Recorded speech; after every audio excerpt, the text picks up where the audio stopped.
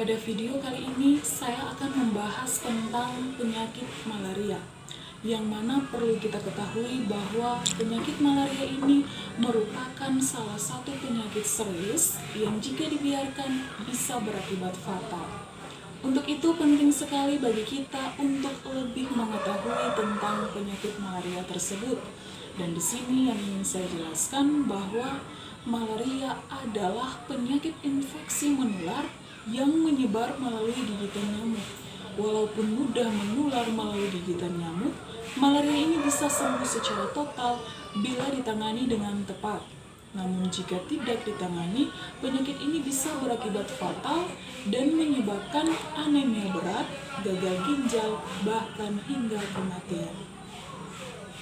Selanjutnya, gejala malaria akan timbul setidaknya 10-15 hari setelah kita digigit nyamuk dengan gejala yaitu menggigil, demam, sakit kepala, lalu mengeluarkan banyak keringat, kemudian kita merasa lemas sebelum suhu tubuh kita kembali normal. Selanjutnya, penyebab malaria.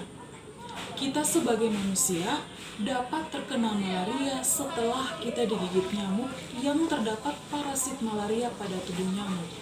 Nah, dari gigitan nyamuk tersebut menyebabkan parasit ini masuk ke dalam tubuh kita. Parasit ini akan menetap pada organ hati sebelum siap menyerang sel darah merah. Perlu diketahui bahwa parasit malaria ini bernama Plasmodium. Jenis dari Plasmodium pun bermacam-macam dan akan berpengaruh terhadap gejala yang ditimbulkan serta pengobatannya. Yang berikut diagnosis malaria. Pada bagian diagnosis malaria ini, dokter akan melakukan 2 pemeriksaan. Di antaranya ada pemeriksaan fisik dan juga pemeriksaan darah. Pemeriksaan darah ini untuk mendiagnosis malaria meliputi tes diagnostik cepat malaria atau yang biasa disebut dengan RDT malaria.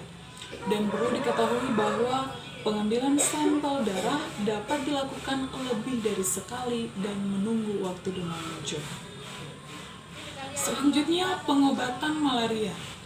Malaria ini harus segera ditangani untuk mencegah risiko komplikasi yang berbahaya. Dengan penanganan yang bisa kita lakukan yaitu dengan melakukan pemberian obat anti malaria. Yang berikut komplikasi malaria.